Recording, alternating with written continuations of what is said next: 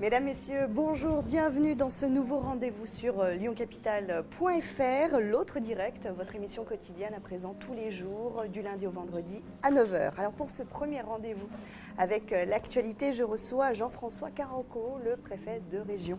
Bonjour. Merci beaucoup d'avoir accepté cette première invitation. Alors je rappelle, les internautes qui suivent en direct cette émission peuvent réagir en direct sur Twitter avec le hashtag LAD.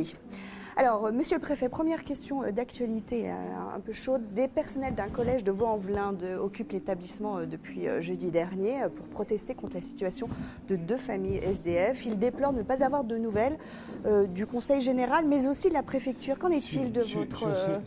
Bonjour d'abord à tous. Sur ces sujets, il ne faut pas se presser. Oui. Il faut réfléchir, savoir quelles sont ces familles. Je n'ai appris que vendredi soir tard le nom, la composition de ces familles. Il s'agit de 2 familles, Oui.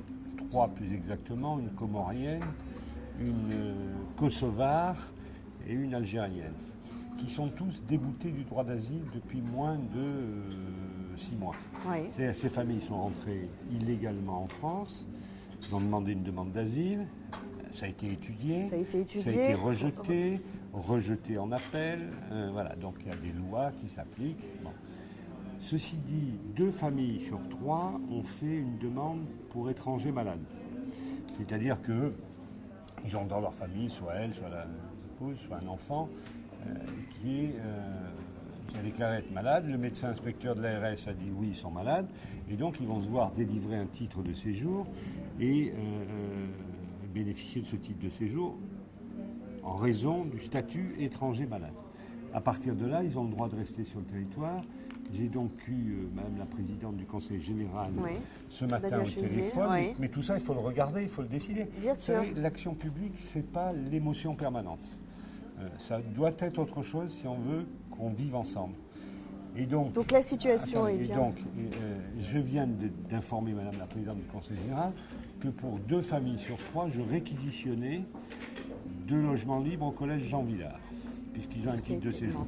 Et puis, sur la durée, ils trouveront un logement dans un CHRS, etc. La 3e famille est en situation irrégulière, et je vais donc l'assigner à résidence pour la reconduire. Mais voilà, il faut bien que chacun comprenne qu'il y a malheureusement, notre pays est attractif. Le nombre de demandeurs d'asile est passé, logés par l'État, 30 € par jour et par personne, est passé de 1800 personnes l'année dernière à 2800 personnes, et il y en a 400 dans la rue. Et il en arrive 300 par mois. Donc, la difficulté, moi je comprends l'action personnelle légitime d'émotion et de fraternité. Après, il y a un sujet collectif.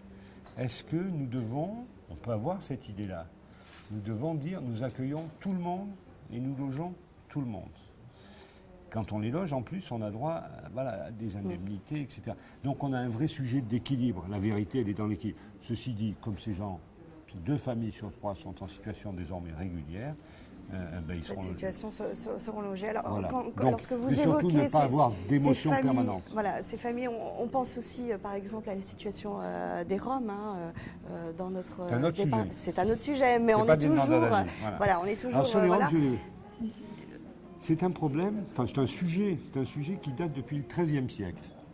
Depuis le XIIIe siècle, les populations roms venues de Bulgarie ou de Roumanie se propagent en Europe, vivent de leur Mais manière. est-ce que c'est pas un peu facile de dire ça, parce qu'on voit qu'ils sont en augmentation. Attendez, alors je ne sais pas ce que vous souhaitez, vous pouvez me dire ce que vous souhaitez. Il y a une chose qui est sûre et contre laquelle je me bats, contre les gens contre lesquels je suis en désaccord, c'est ceux qui pensent qu'on va régler la question. Les Roms, ce n'est pas une question qu'on règle. Sinon, ça se saurait depuis le XIIIe siècle. Et puis, ça serait déjà réglé depuis longtemps. Ça serait déjà, à Lyon, en 2013. Alors, qu'est-ce qu'il faut faire ? Il faut là aussi avoir une politique d'équilibre, de fraternité et de rigueur. Il n'est pas acceptable, un certain nombre de comportements ne sont pas acceptables. Moi, je sais où sont les camps, on les survole en hélicoptère pour voir ce qui s'y passe. Globalement, je vais vous dire, pourquoi il y en a plus ? Pourquoi il y en a plus, à votre avis ? C'est parce que Lyon, et notamment la préfecture de Lyon, est très généreuse sur ce sujet. Très généreuse. Il y a un rejet des habitants, donc il faut faire très attention à ne pas opposer les gens entre eux. Mon boulot, c'est de rassembler, c'est pas de diviser. Ouais. Si je dis je les loge tous, vous allez avoir une manifestation considérable et je suis sûr qu'un certain nombre de gens vont finalement prendre les armes. Si je dis je les rejette tous, je ne suis pas au minimum de fraternité. La vérité, elle est encore dans l'équilibre et de sanctionner très fortement les comportements qui ne permettent pas de vivre ensemble. Les vols, les vols, les agressions, la prostitution des mineurs dans les camps. Oui. Mais c'est un sujet, je vais vous dire, pas comment dire, je porte ma croix tous les jours là-dessus. Tous les jours, j'ai des rapports. Tous les jours, je décide ou pas d'évacuer des camps. La République, elle garantit l'éducation, c'est formidable. Hein. Mais ça pose des problèmes considérables. Ce que je voudrais, c'est que chacun prenne conscience que le yaka faucon, il faudrait que ça ne marche pas depuis le XIIIe siècle. Alors voilà, je réunis mardi tous les maires de l'agglomération pour réfléchir ensemble. Ce que je peux dire, c'est que mon opération Andatou, elle marche bien. Oui. On va en mettre 100 de plus bientôt. D'accord. Mais voilà, n'en parlons pas. Il y a également, il y a également le sujet du. Alors là, c'est pas un camp de Rome, hein, c'est des demandeurs d'asile à Perrache, toujours pas solutionné. Là, ça fait. Où en est cette situation? Est-ce que vous allez intervenir? Alors, je suis déjà intervenu sur les demandeurs d'asile à Perrache. J'ai donc fait venir, vous savez, quand on est demandeur d'asile, on passe d'abord à ce qu'on appelle l'OFPRA. Pour gagner, ça prend en général 9 mois. Pour gagner du temps, j'ai fait venir l'OFPRA à Lyon. Et en 15 jours, ils ont traité de 600 dossiers. Et on a gagné 7 mois.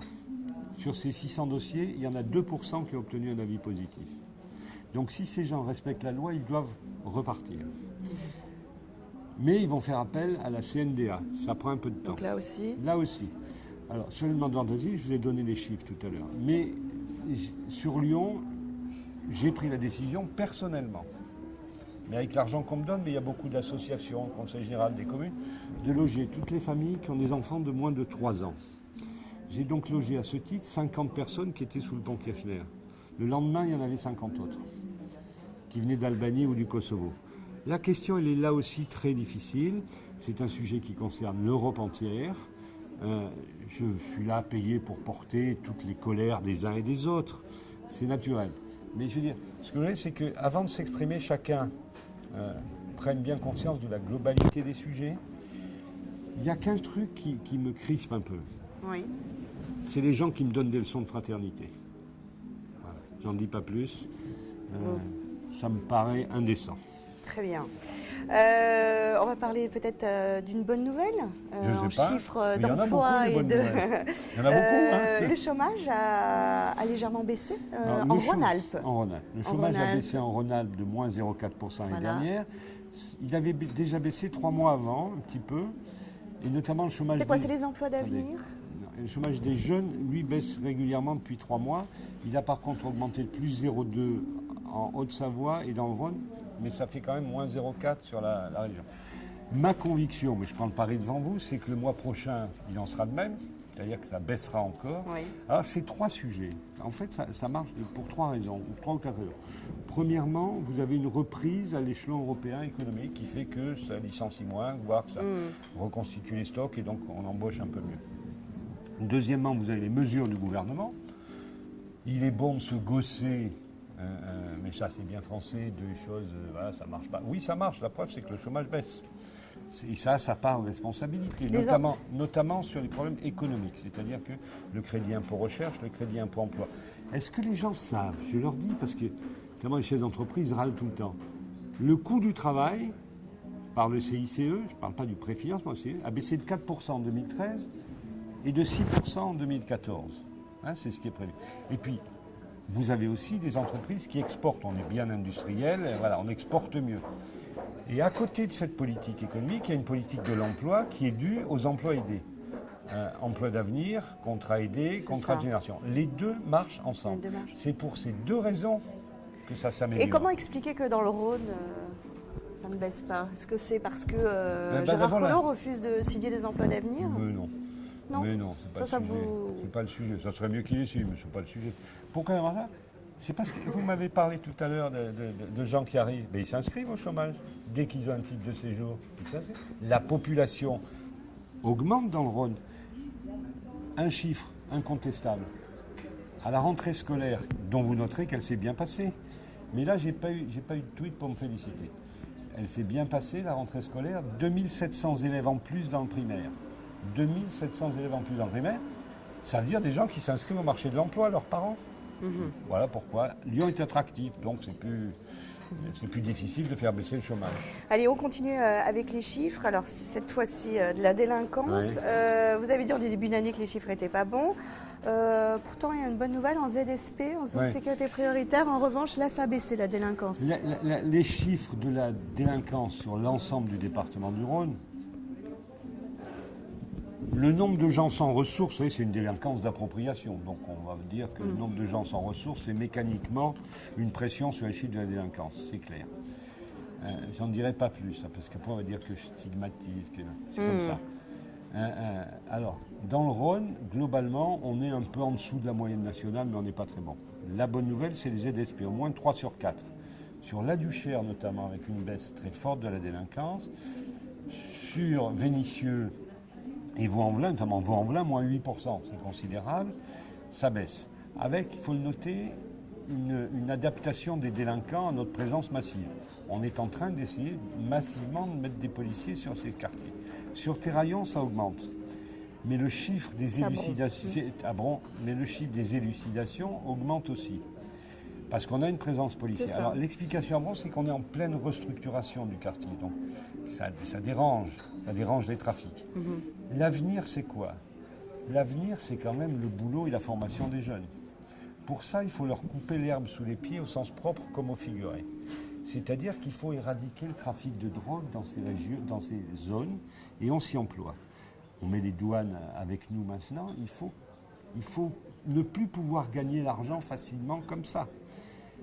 Et parallèlement, essayer de travailler. Alors, je relance fortement ce que j'appelle le deuxième pied des ZSP, qui est l'action sur le logement, l'emploi, la culture, le sport, la santé.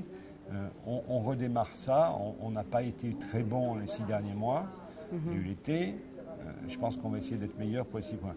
Mais il faut que ces gamins aient un avenir en dehors du deal. En dehors du deal. Dans le travail. Merci beaucoup, monsieur le préfet.